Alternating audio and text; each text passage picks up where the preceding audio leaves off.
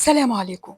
محمد كامل أشهر سفراجي في مصر، يمكن بسبب لون بشرته أو بسبب لكنته، لكن الحقيقة إنه هو فعلا 7 صنايع وبخته كان ضايع.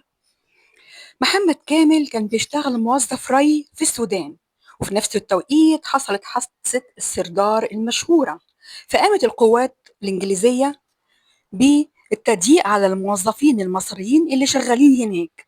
محمد كامل يسكت؟ لا، راح مألف مقطوعة زجل كلها توبيخ في الاحتلال الإنجليزي، وكمان بيوصف اللي بيحصل مع المصريين هناك في السودان. الزجل ده اترجم للغة الإنجليزية، ولما الإنجليز عرفوا الكلام اللي بيقوله محمد كامل عليهم أمروه بالرحيل فورا من السودان، أو بمعنى أصح هم طردوه. زمايله المصريين عملوا له حفلة سرية عشان يودعوه، وهناك ألقى عليهم السداجل اللي كان مألفه وكمان لحنه، واكتشفوا وقتها إن عنده موهبة في التلحين والإلقاء.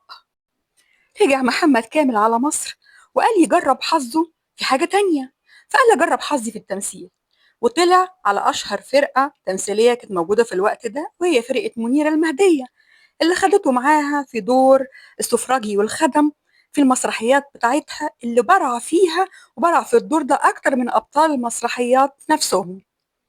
فضل محمد كامل محصور في الدور ده، وفضل يتنقل من فرقة لفرقة بنفس دور الخدم والسفرجية، لغاية ما راح فرقة بديعة مصابني اللي خلته يقوم بدور مونولوجيست عندها في الفرقة سنة 1933. وفي التوقيت ده كانت حكومة صدقي باشا بتحكم مصر بالحديد والنار.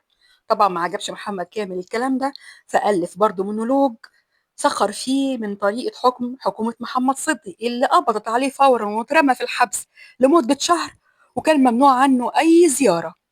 محمد كامل اكتشف إن الفن ما بيأكلش عيش، خاصة في الأدوار البسيطة اللي هو بيلعبها، فقرر يشوف حاجة تانية جنب التمثيل. اشتغل صيدلي ونجح أوي كصيدلي، لكن طلع قرار إن محدش يمارس المهنة إلا الصيادلة. راح اشتغل بتاع نظارات وبرع جدا في شغلانة بتاع النظارات، لدرجة إن كل دكاترة العيون كانت تعرفه.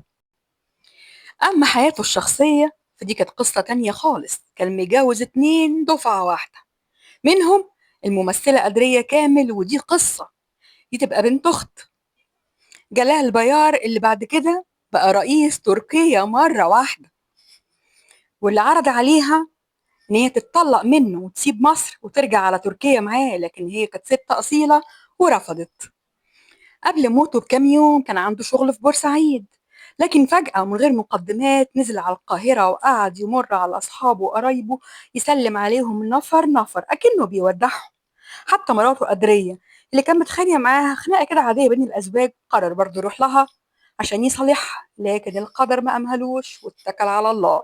دي كانت نبذاية صغيرة عن محمد كامل أشهر سفراجي في مصر. شكرا جزيلا.